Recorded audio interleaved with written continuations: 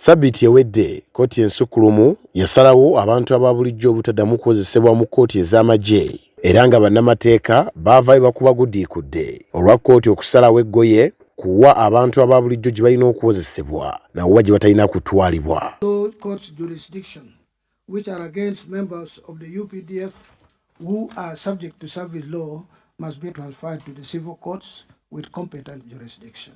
Kati wano ekisinde ekiri ku ludda olwabula gavumenti ekya PFF nga kiyita mulodi w'ekibuga Kampala Ssaalongo Erias Lukwago wekiviiriddeyo ne kirabula bannabyabufuzi abayinza okukozesebwa okubaako amateeka ge baleeta agakomyawo ekyagobwa kkooti gye buvuddeko.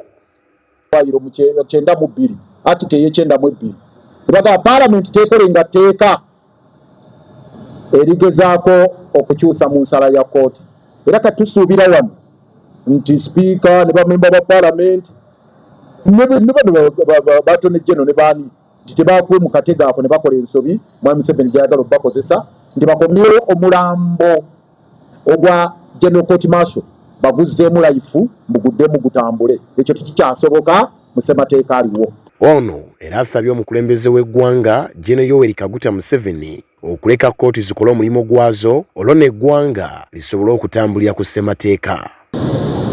Twagala okutegeeza mwami Yoweri Museveni nti tayinza kugamba balamuzi nti tebalina buyinza mu ggwanga lino. Yalaze nti obuyinza yabulina. Naffe twagala omugamba nti mwami Museveni please stay humble. Eggwanga liri mu ssemateeka akkirize ebiragiro ebyavudde mu kkooti ebiragiro ebyo biteekebwe mu nkola. Wabula Ssaalongo Erias Lukwago bw'abadde ng'ayogerako ne bannamawulire wali ku kitebe ky'ekisinde kino ategeezezza nga bwe kikakata ku buli munnayuganda okufaayo ku nsalawo ya kkooti oba si ekyo abatakiriimu kati nabo kyandibalumba maaso eyo mu ngeri y'ekiri atabaala n'ali ewaka kimunaayiza.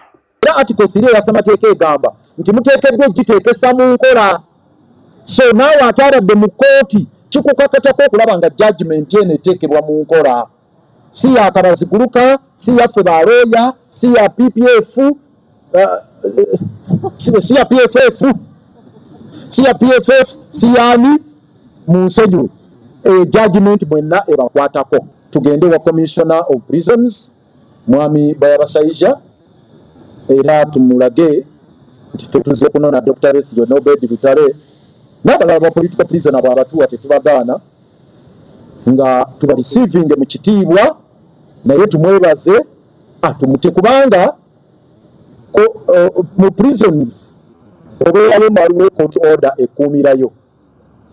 Order eyabadde ekuumira Besigye ne Obedi Lutale mu kkooti yabagamba ekomolwa leero nga ennaku z'omwezi 3 omwezi ogwokubiri ku ssaawa 3 kakati zaaweze dda 3 order yaweddeko dda naye tugamba ne bwe yabadde tennaggwako ku Lwokutaano Supreme Court bwe yafulumya ekiragiro eyo order yali efudde. Martin Bosakali Esubula, Dream TV, Amakungunte.